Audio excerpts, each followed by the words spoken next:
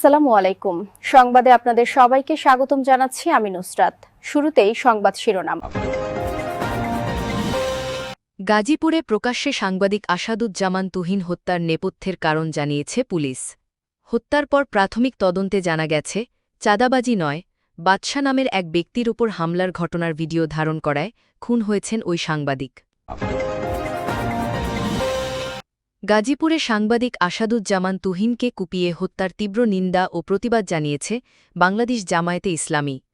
একই সঙ্গে চাঁদাবাজদের বিরুদ্ধে ঐক্যবদ্ধ সামাজিক আন্দোলন গড়ে তোলার আহ্বান জানিয়েছে দলটি। ১৯৭১ সালে করা ভুলের জন্য ক্ষমা চেয়ে জামায়াতকে নির্বাচনে অংশ নেওয়ার আহ্বান জানিয়েছেন বিএনপির ভাইস চেয়ারম্যান শামসুজ্জামান দুদু। নির্বাচনী জোটের রূপরেখা নিয়ে কাজ করছে বিএনপি। আপনি যদি আমাদের চ্যানেলে নতুন হয়ে থাকেন তাহলে চ্যানেলটি সাবস্ক্রাইব করে দিন। এতক্ষণ শুনছিলেন সংবাদ শিরোনাম, এখন বিস্তারিত। গাজীপুরে প্রকাশ্যে সাংবাদিক আসাদুজ্জামান তুহিন হত্যার নেপথ্যের কারণ জানিয়েছে পুলিশ। হত্যার পর প্রাথমিক তদন্তে জানা গেছে, চাঁদাবাজি নয়, বাদশা নামের এক ব্যক্তির ওপর হামলার ঘটনার ভিডিও ধারণ করায় খুন হয়েছেন ওই সাংবাদিক। গাজীপুর মেট্রোপলিটন পুলিশের অতিরিক্ত উপপুলিশ কমিশনার অপরাধ উত্তর মোহাম্মদ রবিউল ইসলাম এ তথ্য জানান। এদিকে গাজীপুরে এক সাংবাদিককে কুপিয়ে ও গলা কেটে করে নৃশংসভাবে হত্যা এবং অন্য এক সাংবাদিককে পাথর দিয়ে পা থেতলে আহতের ঘটনায় আলাদা দুটি মামলা দায়ের করা হয়েছে। সাংবাদিক আহতের ঘটনায় একজন গ্রেফতার হলেও খুনের ঘটনায় কেউ এখনও গ্রেফতার হয়নি। বৃহস্পতিবার ৭ আগস্ট রাতে সংশ্লিষ্ট থানায় ওই দুটি মামলা নথিভুক্ত হয়েছে বলে জানিয়েছে পুলিশ। দুই সাংবাদিক হতাহতের ঘটনায় স্থানীয় সাংবাদিকদের মধ্যে ক্ষোভ ও হতাশা বিরাজ করছে। দ্রুততম সময়ে অপরাধীদের শাস্তি দাবি করছেন সহকর্মী ও স্বজনরা। বৃহস্পতিবার ৭ আগস্ট এক বিবৃতিতে এ নিন্দা ও আহ্বান জানান জামায়াতের সেক্রেটারি জেনারেল সাবেক এমপি অধ্যাপক মিয়া গোলাম পরওয়ার। গভীর উদ্বেগ প্রকাশ করে তিনি বলেন, বৃহস্পতিবার ৭ আগস্ট রাত ৮:৩০টার দিকে গাজীপুর মহানগরীর চান্না চৌরাস্তা এলাকায় একদল সন্ত্রাসী ধারালো অস্ত্র দিয়ে কুপিয়ে সাংবাদিক আসাদুজ্জামান তুহিনকে নৃশংসভাবে হত্যা করেছে। তিনি দৈনিক প্রতিদিনের কাগজের গাজীপুর প্রতিনিধি হিসেবে দায়িত্ব পালন করছিলেন। আমরা এই নির্মম হত্যাকাণ্ডের তীব্র নিন্দা ও প্রতিবাদ জানাচ্ছি এবং এ ঘটনায় গভীর উদ্বেগ প্রকাশ করছি। আমি মরহুমের রুহের মাগফিরত কামনা করছি এবং তার শোকাহত পরিবার পরিজনদের প্রতি গভীর সমবেদনা জ্ঞাপন করছি। দেশে আইন-শৃঙ্খলা পরিস্থিতির চরম অবনতি ঘটেছে দাবি করে জামায়াত সেক্রেটারি বলেন, আসাদুজ্জামান তুহিন ৭ আগস্ট বিকেলে গাজীপুরে চাঁদাবাজি সংক্রান্ত একটি লাইভ সম্প্রচার করেন। ওই দিন রাতেই চাঁদাবাজি চক্র তাকে নিষ্ঠুরভাবে কুপিয়ে হত্যা করল। এ থেকে স্পষ্ট বোঝা যায় দেশে আইন-শৃঙ্খলা পরিস্থিতির চরম অবনতি ঘটেছে। ১৯৭১ সালে করা ভুলের জন্য ক্ষমা চেয়ে জামায়াতকে নির্বাচনে অংশ নেওয়ার আহ্বান জানিয়েছেন বিএনপির ভাইস চেয়ারম্যান শামসুজ্জামান দুদু। তিনি বলেন, ৭১-এ আপনারা যে ভুল করেছেন তার সংশোধনের একটি সুযোগ এখনও আছে। আপনারা এখনও ক্ষমা চাননি, ক্ষমা চান, নির্বাচনে অংশ নিন, তাহলে অতীতের ভুল কিছু হলেও মোচন হবে। যদি নির্বাচন প্রতিরোধের জন্য রাস্তায় নামেন তাহলে সেই ভুল দ্বিগুণ হবে। বৃহস্পতিবার ৭ আগস্ট রাজধানীর জাতীয় প্রেস ক্লাবের মাওলানা আকরম খাঁ হলে বাংলাদেশ গণতান্ত্রিক সাংস্কৃতিক জোট আয়োজিত এক আলোচনা সভায় প্রধান অতিথির বক্তব্যে তিনি এসব কথা বলেন। জামায়াতের উদ্দেশ্যে দুদু বলেন, একসময় আন্দোলনের স্বার্থে, গণতান্ত্রিক লড়াইয়ের স্বার্থে বিএনপি আপনাদের পাশে দাঁড়িয়েছিল।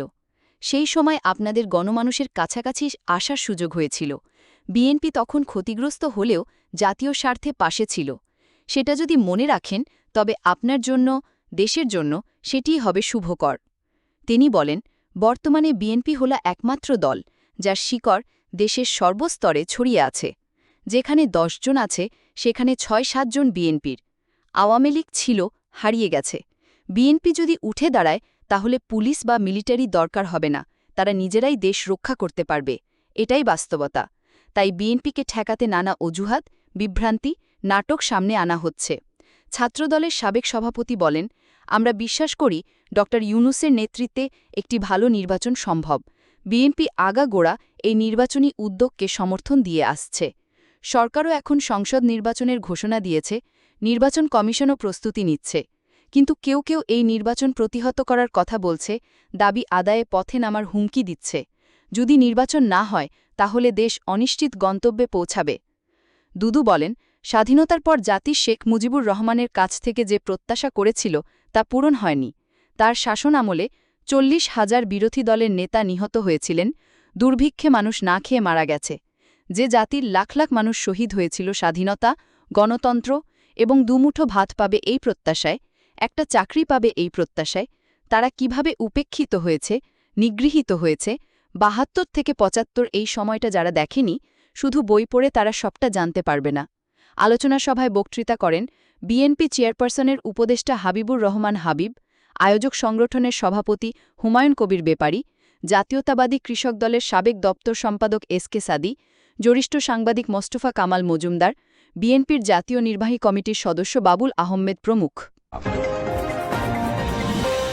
ফ্যাসিবাদ বিরোধী যুগপৎ আন্দোলনের মিত্রদের সঙ্গে নিয়েই ত্রয়োদশ জাতীয় সংসদ নির্বাচনের পথে হাঁটছে বিএনপি। দলটির প্রতিশ্রুতি রয়েছে যুগপথের মিত্রদের নিয়েই আন্দোলন, নির্বাচন এবং সরকার গঠন করবে। আওয়ামী লীগ সরকারের পতনের বর্ষপূর্তিতে গত মঙ্গলবার অন্তর্বর্তী সরকারের পক্ষ থেকে আগামী ফেব্রুয়ারিতে রমজান শুরুর আগে নির্বাচনের সুস্পষ্ট ঘোষণা দেওয়া হয়েছে। এই লক্ষ্যে প্রয়োজনীয় প্রস্তুতি সম্পন্নে পরদিন বুধবার প্রধান উপদেষ্টার কার্যালয় থেকে আনুষ্ঠানিকভাবে নির্বাচন কমিশনকে ইসিকে চিঠিও দেওয়া হয়েছে। এমন অবস্থায় নির্বাচন সামনে রেখে যুগপথের মিত্রদের সঙ্গে বসছেন বিএনপির ভারপ্রাপ্ত চেয়ারম্যান তারেক রহমান। রাজধানীর গুলশানে বিএনপি চেয়ারপারসনের রাজনৈতিক কার্যালয় আজ শুক্রবার বিকেল ৩টায় একত্রে ১২ দলীয় জোট, জাতীয়তাবাদী সমমনা জোট, এলডিপি সহ কয়েকটি দল এবং আগামীকাল শনিবার বিকেল ৫টায় গণতন্ত্র মঞ্চ, গণতান্ত্রিক বাম ঐক্যসহ অন্য দলগুলোকে নিয়ে একত্রে এসব বৈঠক অনুষ্ঠিত হবে। বিএনপি ও যুগপথ জোটের কয়েকজন নেতার সঙ্গে কথা বলে জানা গেছে, বৈঠকে জোট শরিকদের সঙ্গে আসন বণ্টন নিয়ে সরাসরি আলোচনা হওয়ার সম্ভাবনা না থাকলেও বিএনপির ভারপ্রাপ্ত চেয়ারম্যান যে যুগপথের মিত্রদের সবাইকে সঙ্গে রেখেছেন এবং আগামীতেও রাখবেন, সেই আশ্বাস পুনর্ব্যক্ত করতে পারেন। একই সঙ্গে ফ্যাসিবাদ বিরোধী দীর্ঘ আন্দোলন সংগ্রামে রাজপথে কিকে ত্যাগ স্বীকার করায় মিত্রদের আনুষ্ঠানিকভাবে ধন্যবাদ জানাবেন এবং ফ্যাসিবাদ বিরোধী বিদ্যমান ঐক্য অটুট রাখার উপরও গুরুত্বারোপ করবেন। তবে জোটের কোনো নেতা এও বলছেন, প্রধান উপদেষ্টা তার ঘোষণার মধ্য দিয়ে যেহেতু আগামী ফেব্রুয়ারিতে নির্বাচন অনুষ্ঠানে সুস্পষ্ট বার্তা দিয়েছেন এবং দেশও ধীরে ধীরে নির্বাচনমুখী হচ্ছে, সেক্ষেত্রে শরিকদের নির্বাচনী প্রস্তুতির বিষয়টিও বিএনপির বিবেচনায় নেওয়া উচিত, যাতে করে প্রার্থীরা মাঠে কাজ করতে পারেন এবং নির্বাচনের প্রয়োজনীয় প্রস্তুতি নিতে পারেন।